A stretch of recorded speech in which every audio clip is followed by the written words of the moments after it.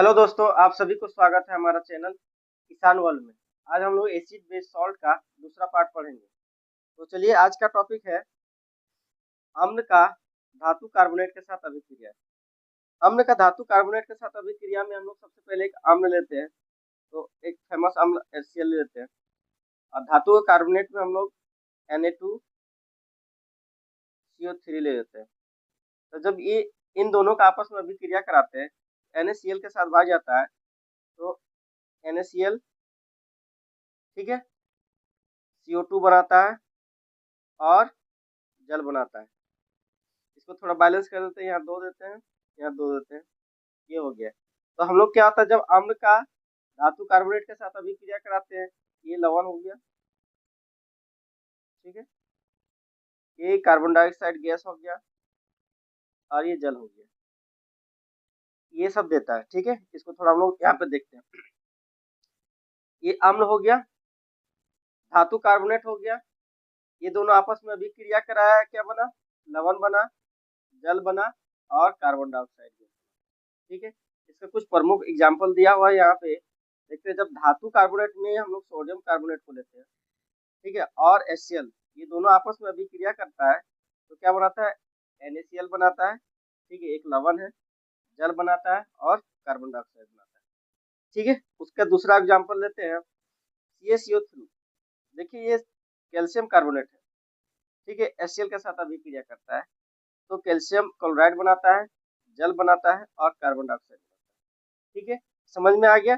चलिए हम लोग आगे बढ़ते हैं। हम लोग अम्ल का धात्विक ऑक्साइड से अभिक्रिया पढ़ते हैं।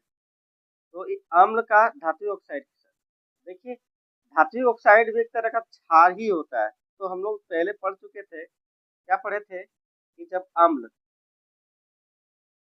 क्षारक के साथ अभिक्रिया करता है, तो क्या बनाता था, लवण बनाता था और जल बनाता था। सेम यही वाला रिएक्शन यहाँ पे हम लोग का अभी देखना है, ठीक है। तो एक धात्विक HCl ले लेते हैं, पहले अम्ल लेते हैं HCl, और एक धात्विक ऑक्साइड ले लेते हैं, जैसे MgO ले लेते हैं, ठीक है। अगर ये आपस में अभिक्रिया करता है, तो MgCl2 के साथ भागेगा, MgCl के साथ भाग गया, और ये H2 निकल गया, ठीक है। हमें बैलेंस करना है, यहाँ दो दे देना है, बाकी हो गया। समझ गए। देखिए यहाँ पर दिया हुआ, जब क्या होता है, अम्ल धात्विक ऑक्साइड के साथ अभिक्रिया करता है, तो लवण बनाता है और जल बनाता है, ठीक है। इसका कुछ प्रमुख एग्जाम्पल हम लोग देखते हैं। प्रमुख एग्जाम्पल में कॉपर ऑक्साइड दिया हुआ है, और HCl के साथ अभिक्रिया कराया, तो कॉपर क्लोराइड और जल निकाल दिया, ठीक है। उसी प्रकार से मैग्नीशियम ऑक्साइड को जब HCl के साथ अभिक्रिया कराते हैं, तो मैग्नीशियम क्लोराइड और जल देते हैं, ठीक है। तो इससे क्या कंक्लूजन निकला, जब धात्विक ऑक्साइड अम्ल के साथ अभिक्रिया करता है, तो लवण और जल निकालता है, ठीक है।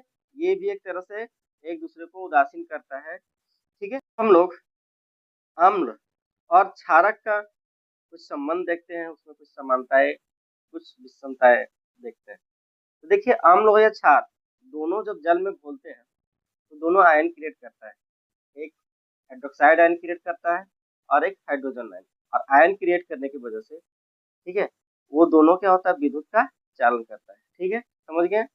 दोनों क्या करता है, विद्युत का चालन करता है, ठीक है। आयनों का निर्माण, आयनों का निर्माण में क्या होता है, जब अम्ल क्या होता है, जल में घुलता है, तो हाइड्रोजन आयन देता है, ठीक है, क्या देता है, हाइड्रोजन आयन देता है। और जब क्षार जल में घुलता है, तो हाइड्रोक्साइड आयन देता है, ठीक है। समझ में आ गया। इन दोनों आयनों का निर्माण करता है। उदासीनीकरण, उदासीनीकरण में क्या है, कि जब अम्ल और क्षारक आपस में अभिक्रिया करते हैं, तो एक दूसरे के गुणों को क्या करते हैं, उदासीन कर देते हैं, ठीक है। ये दोनों एक दूसरे का विपरीत स्वभाव के होते हैं, और ये दोनों आपस में अभिक्रिया करने पर क्या होता है, एक दूसरे को उदासीन करता है, और लवण और जल का निर्माण करता है, ठीक है। देखिए, यहाँ संक्षारण की प्रकृति बताया।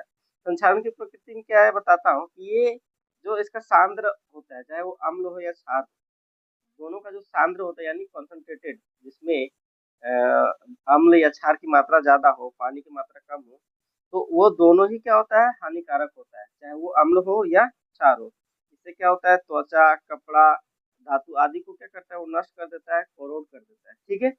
अब जल के साथ अभिक्रिया, अगर जल के साथ अभिक्रिया, ध्यान देने वाली बात है कि अगर अम्ल को हम लोग जल में मिलाते हैं या फिर क्षार को हम लोग जल में मिलाते हैं, तो प्रबल अम्ल, प्रबल क्षार, ये दोनों को क्या करते हैं, तनुकृत करते समय हम लोग क्या करते हैं, जल में जब मिलाते हैं तो वैसी स्थिति में क्या होता है, ऊष्मा निकलता है। क्या निकलता है, हीट निकलता है। ठीक है, ऊष्मा निकलता है।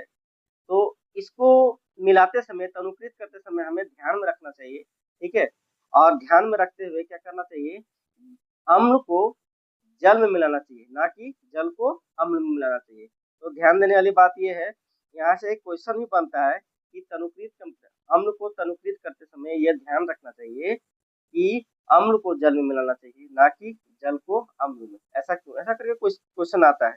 ठीक है, समझ। अब हम लोग अम्ल का और क्षार का जलीय विलयन में इसका क्या व्यवहार है, तो हम लोग बारी बारी से अम्ल का देखते हैं और क्षारक का देखते हैं। तो अम्ल में HCl लेते हैं, जल के साथ अभिक्रिया, तो ऐसे स्थिति में क्या होता है, H3O प्लस और Cl माइनस आयन निकलता है। ये ऋण आयन है, ध्यान देने वाली बात है, ये ऋण आयन है। इसी को इस तरह से भी लिखता है, HCl H2O, तो H प्लस और Cl माइनस आयन। ध्यान देने वाली बात है यहाँ पर बात क्या है, हाइड्रोजन आयन और ये ऋण आयन जो निकाल रहा है Cl, इन दोनों को हम लोग फिर से समझेंगे। तो यहाँ एक चीज समझ में आ गया, हम लोग को जब जल में घोलते हैं तो हाइड्रोनियम आयन या हाइड्रोजन आयन देता है। ठीक है, क्लियर हो गया। इसको हम लोग क्षार को भी ले लेते हैं, तो क्षार को लेते हैं। क्षार में क्या है, हम लोग NaOH ले लेते हैं, NaOH ले लेते हैं और क्या करते हैं, जल में इसको मिलाते हैं। ये Na प्लस और OH माइनस आयन देता है। ठीक है, तो वहां पर हम लोग एक चीज देखे थे, क्या, H प्लस आयन, ठीक है, और Cl माइनस आयन, दो चीज निकला था। यहाँ पे क्या है, Na प्लस आयन और OH माइनस आयन।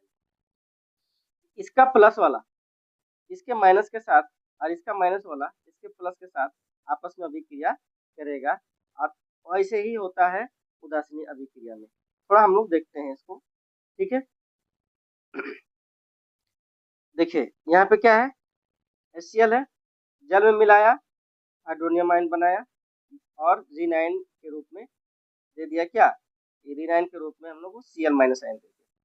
क्षारक को हम लोग देखें, NaOH है, जल में मिलाया, Na प्लस और OH माइनस आयन दे दिया। ठीक है, समझ गया आगे। KOH को देखिए, जल में मिलाया, K प्लस आयन और यहाँ पे OH माइनस आयन दे दिया। ठीक है, इसको हम लोग आप क्या करते हैं, एक साथ देखने का प्रयास करते हैं। तो HCl लेते हैं, ठीक है, और NaOH ले लेते हैं। तो देखिए HCl में दो चीज था, एक था क्या था, H प्लस और Cl माइनस। NaOH में भी दो चीज था, एक Na प्लस और OH माइनस आयन। देखिए ध्यान देने वाली बात है, दोनों एक्वस फॉर्म में है, एक्वस मतलब जल में मिला हुआ। ठीक है, तो ऐसे स्थिति में इसका प्लस वाला इसके माइनस वाला के साथ अभिक्रिया कराएगा और इसका प्लस वाला इसके माइनस वाला के साथ अभिक्रिया किया, तो यहाँ पे बना क्या, NaCl और H2O। ठीक है, इसको फिर से समझाते हैं, ध्यान देना, इसको फिर से समझाते हैं। ठीक है, HCl हो गया, NaOH हो गया, आपस में अभिक्रिया किया, क्या हुआ, NaCl के साथ भाग गया, NaCl और H2O निकल गया। ठीक है, तो ये दोनों एक्वस फॉर्म में क्या करता है, उदासीनीकरण अभिक्रिया करता है। एक्वस मतलब जल में मिला हुआ। ठीक है, एक्यू मतलब हो गया एक्वस। ठीक है, समझ में आ गया।